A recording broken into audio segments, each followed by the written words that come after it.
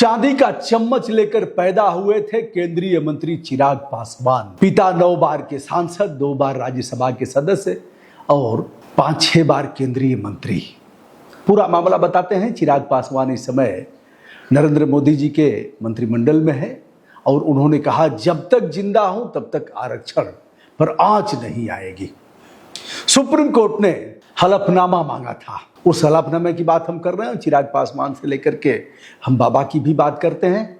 आइए दोस्तों, आपको नमस्कार करता हूं। मैं हूं ब्रजभूषण दुबे। इस समय आरक्षण की बहस पूरे देश में चल रही है। जंतर मंतर पर जन आंदोलन चल रहा है। संसद से लेकर सड़कों तक, न्यूज चैनलों के स्टूडियो से लेकर सोशल मीडिया तक, विभिन्न डिजिटल प्लेटफॉर्म तक, चाहे वह जो भी हो, print media, electronic media, social media, हर जगह इसे देखा जा रहा है।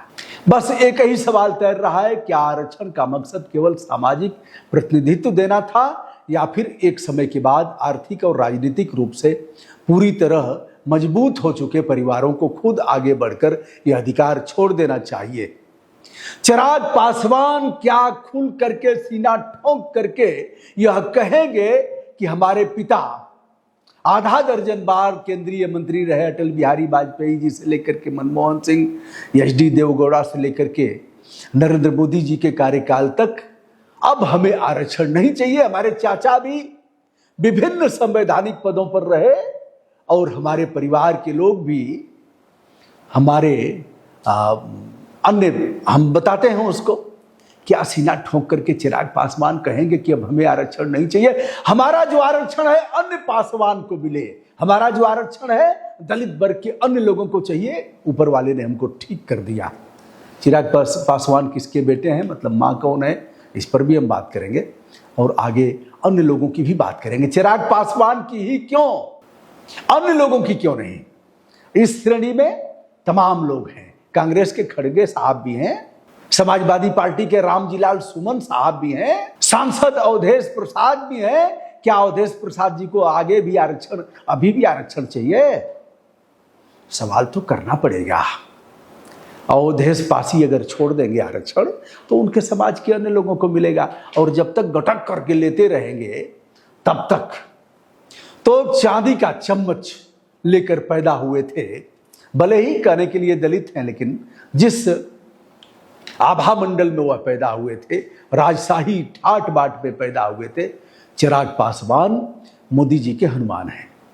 इनका बयान लगातार सुर्खियों में है। चिराग पासवान साफ शब्दों में कह रहे हैं कि आरक्षण कोई खैरात या किसी के तरफ से दी गई दया नहीं है, बल्कि यह बाबा साहब भीमराव डॉक्टर अंबेडकर द्वारा संविधान के जरिए दिया गया एक पावन और संवैधानिक अधिकार है। उन्होंने हुंकार भरते हुए यहां तक कह दिया, जब तक वे जीवित हैं तब तक रामविलास पासवान का बेटा सरकार में मौजूद है, तब तक दुनिया की कोई भी ताकत संविधान और आरक्षण व्यवस्था को छू भी नहीं सकती। चिराग पासवान लगातार यह तर्क दे रहे हैं कि आज भी समाज में दलितों के साथ शादी विवाह में, मंदिरों में प्रवेश पर और राजनीतिक मंचों तक छुआछूत और मानसिक भेदभाव किया जाता है। चिराग बाबू, तुम जिस मां से पैदा हो एक बार उसे भी देख लेना। तुम्हारे पिताजी जो दूसरी शादी किए थे, यानी जिससे आप पैदा हो, वह पंजाबी ब्राह्मण थी। तुम्हें तो गरीबी का तनिक भी एहसास नहीं हुआ। परमात्मा ने सब दिया है, क्या नहीं है तुम्हारे पास, लेकिन उसके बाद भी आरक्षण आरक्षण।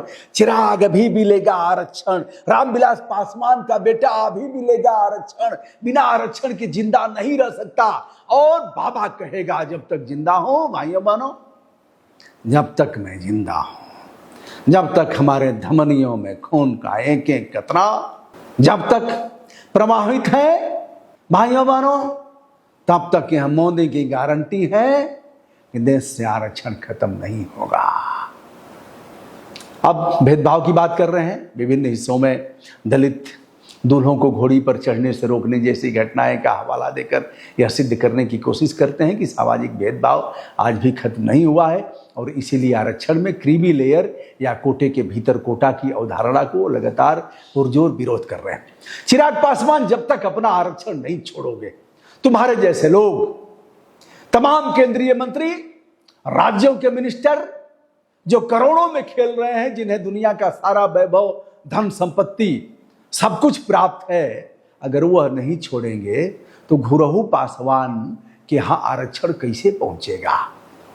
हमारा प्रधान सेवक वोट की प्रत्याशा में पागल होकर इसे समझने के लिए तैयार नहीं है। वह जानता है कि निचले स्तर के लोगों का मानसिक स्तर अभी उस प्रकार उस पायदान पर नहीं पहुंचा है। यह लोग जब चाहेंगे इनके नेता तब धरना प्रदर्शन घेराव और भारत बंद करवा देंगे। फिर प्रधान सेवक बोलेगा, भाइयों बहनों, जब तक मैं जिंदा हूं तब तक, क्योंकि मैं अति पिछड़े वर्ग से आता हूं। आइए दर्शकों, इसी तस्वीर के दूसरे पहलू को भी देखिए। सोशल मीडिया से लेकर मुख्य धारा के मीडिया में अब चिराग पासवान के इस रुख की बेहद तीखी और कठोर आलोचना भी हो रही है और उनके साथ भी लोग हैं। विश्लेषक और आम जनता सीधे तौर पर यह सवाल पूछ रही है कि आखिर चिराग पासवान और उनका परिवार किस आधार पर खुद को आज की आरक्षण के कतार में अपने को सबसे आगे क्यों खड़ा रखना चाहता है। जरा चिराग पासवान के पारिवारिक पृष्ठभूमि पर नजर डालिए। चिराग पासवान की माताजी रीना पासवान, जिनका मूल नाम रीना शर्मा है, एक पंजाबी परिवार से आती हैं और पेशागत रूप से एयर होस्टेस थी, जिसके बाद अब आंखें चार हो गई। प्यार किसी से हो सकता है और उस प्यार में फिर दोनों की शादी हुई और उन्हीं से चिराग पैदा है। चिराग पासवान का जन्म और पूरा जीवन किसी अभाव में नहीं बल्कि लुटियंस दिल्ली की वीआईपी संस्कृति और तमाम अत्याधुनिक सुख सुविधाओं से के बीच बीता। आलोचक और विश्लेषक सीधे तौर पर प्रश्न उठाते हैं कि जो नेता जन्म से ही चांदी और सोने के चम्मच में चंदा मामा आरे आवा पारे आवा नदिया किनारे आवा, सोने की कटोरिया में दूध भात ले आवा, चिराग बाबू की मुहुआ में यही न है। कभी देखा गरीबी? चिराग कभी उनके बीच गए हो, देखे हो किस तरह से वह लोग जीवन यापन कर रहे हैं? कब पहुंचेगा उन तक आरक्षण अगर तुम्हारे जैसे लोग सीना ठोक करके? क्या तुम्हारा सीना इतना संकुचित है चिराग? इतने सिकड़े हुए हो, इतने संकुचित हो, संकुचित रहोगे। जब दाढ़ी वाला बाबा इतना संकुचित है, 3 बार मुख्यमंत्री और तीसरी बार प्रधानमंत्री है, तो जाहिर सी बात है कि जो टीम में लोग रहेंगे वही भाषा बोलेंगे। चिराग के पिता देश के दिग्गज नेताओं में शुमार रहे और जिनकी मां एक संपन्न पृष्ठभूमि से आती हूँ। आखिर वह चिराग पासवान खुद को किस आधार पर शोषित, पीड़ित और वंचित बताकर आरक्षण के दायित्व का लाभ उठाने की वकालत करते हैं। इसके साथ ही राजनीतिक हलकों में सवाल भी जोर शोर से उठता है कि जब चुनावी राजनीति के लिए सवर्ण समाज, इस समुदाय के लोग जब अनर्गल बयानबाजी इन पर की जाती है, उनके खिलाफ टिप्पणियां की जाती हैं, तब ऐसे मौक़ों पर राजनीतिक दल और उनके नेता अक्सर मौन साध लेते हैं। लेकिन जैसे ही आरक्षण में सुधार या क्रीमी लेयर लागू करके गरीब दलितों को उनका हक देने की बात आती है, तो यही नेता अचानक बेहद आक्रामक रुख अपना लेते हैं। यह दोहरा रवैया जनता के बीच कई गंभीर सवाल खड़ा करने के लिए पर्याप्त है। अब पासवान परिवार के राजनीतिक और आर्थिक इतिहास को भी जाने। गहराई से अगर आप देखेंगे तो कलई खुल जाएगी। चिराग पासवान के दिवंगत पिता स्वर्गीय रामविलास पासवान, मैं संपूर्ण विनम्रता और आदर के साथ उनका नाम लेता हूं। बहुत किया उन्होंने देश के लिए, अपने समाज के लिए, उत्थान के लिए बहुत किया। देश की राजनीति के सबसे बड़े और स्थापित चेहरों में उनका नाम रहा। वे अपने जीवन काल में 9 बार लोकसभा सांसद, राज्यसभा के सदस्य 2 बार रहे और देश के 6 अलग अलग प्रधानमंत्रियों के मंत्रिमंडलों में कैबिनेट मंत्री के रूप में सत्ता की सर्वोच्च शिखर पर काबिज रहे, जिसमें रेल मंत्रालय है, संचार है, ऐसे ऐसे विभागों को उन्होंने संभाला। इस परिवार से कुल 5 सदस्य संसद और विधानसभा के सदनों तक पहुंचे हैं, चाहे वे रामविलास पासवान के सगे भाई पशुपति पारस हों, स्वर्गीय रामचंद्र पासवान हों, खुद चिराग पासवान हों या उनके चचेरे भाई प्रिंस राज हों। अब जरा इस परिवार की संपत्ति के आंकड़ों को भी जान लीजिए। जो आरक्षण की बात कह रहा है वह कितना धनवान है और कितने लोग परिवार में सांसद और मिनिस्टर रहे, इसको भी आपने जान लिया। आइए संपत्ति पर भी हम, चुनावी हलफनामों और मीडिया रिपोर्ट के मुताबिक खुद चिराग पासवान के पास ही करोड़ों रुपए की घोषित चल अचल संपत्ति है, जिसमें पटना के पास इलाके में आलीशान मकान और महंगी गाड़ियों का काफिला शामिल है।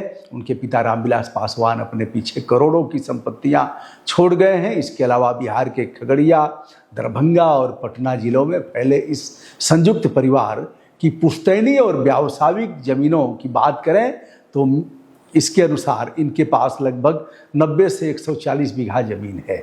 इतनी संपत्ति का धारक और आरक्षण लेगा, अभी मानेगा नहीं। अब जरा ठंडे दिमाग से सोचिए और आरक्षण की संवैधानिक सीमाओं के गणित को समझिए तो हमारे देश के संविधान और अदालत के नियमों के तहत आरक्षण की एक तय सीमा है।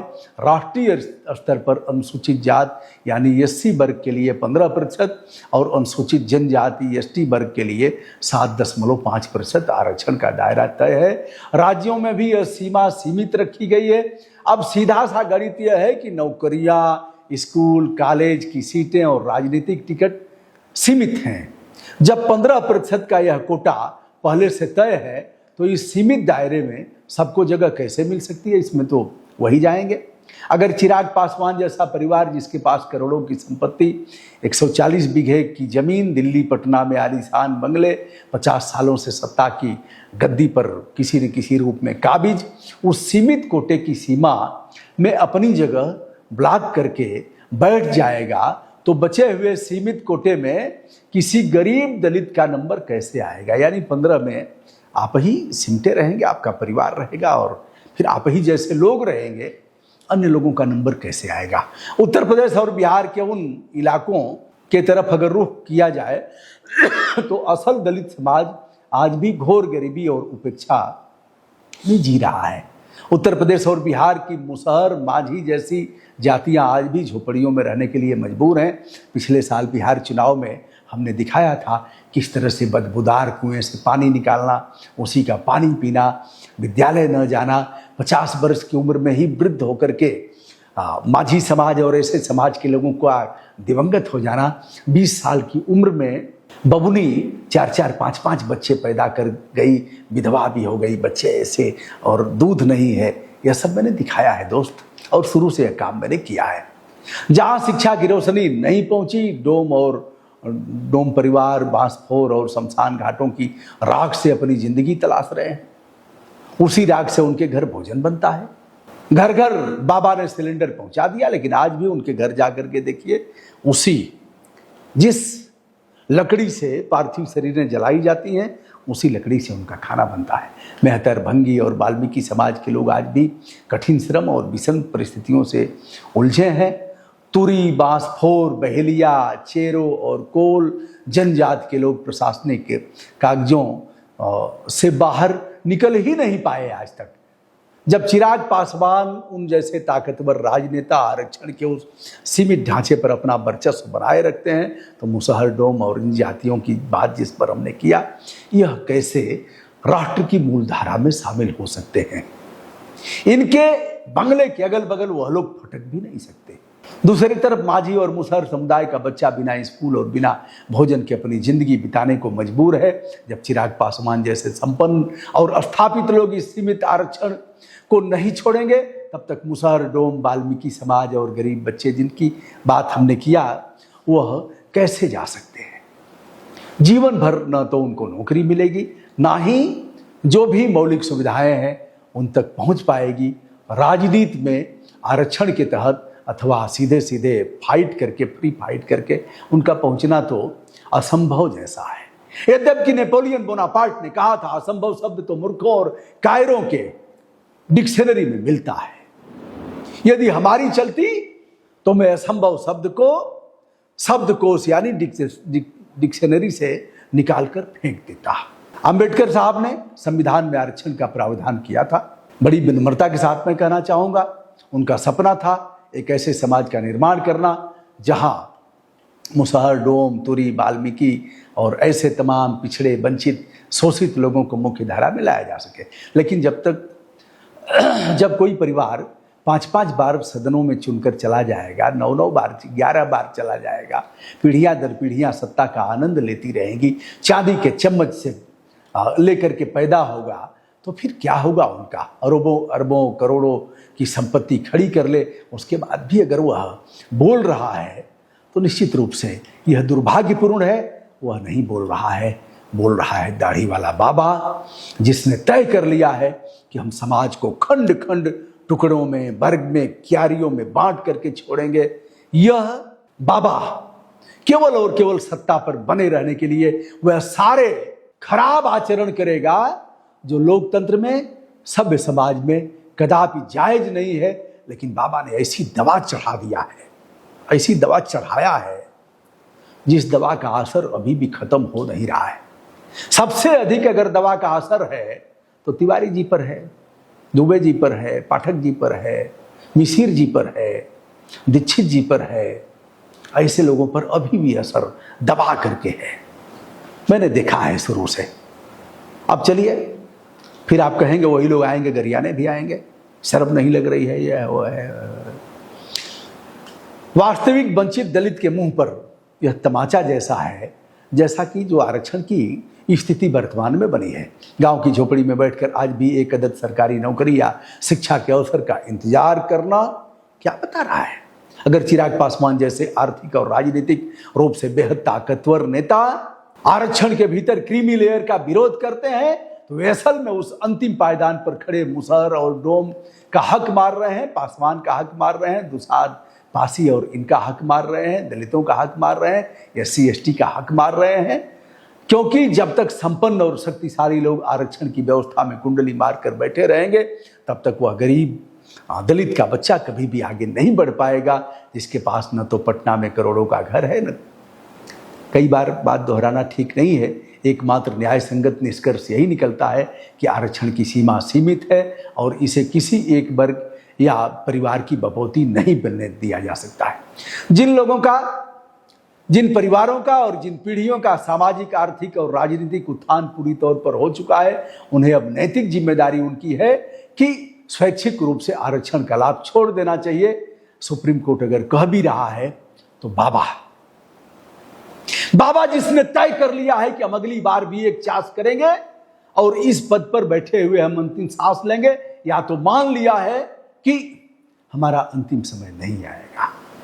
जब तक ऐसे मजबूत और संपन्न लोग आरक्षण के सीमित दायरे से बाहर नहीं निकलेंगे, तब तक ऐसे जिनका नाम मैंने बार बार उल्लेख किया है, उन तक यह रोशनी कभी नहीं पहुंच पाएगी जिसके लिए व्यवस्था बनाई गई है। समय आ गया है कि आरक्षण को विशेषाधिकार समझने की इस मानसिकता पर लगाम लगे। उत्थान पा चुके लोग जरूरतमंदों के लिए खाली करें, तभी उन तक हम रोशनी पहुंचा पाएंगे। यह काम तो करना पड़ेगा दोस्त, लोगों को जगाना पड़ेगा। अब ठीक है, मान लो उसमें कोई अन्य व्यक्ति नहीं पहुंचेगा। आपका जो 23 है, 15 और 7.5 में कोई पिछड़ा वर्ग भी नहीं पहुंचेगा।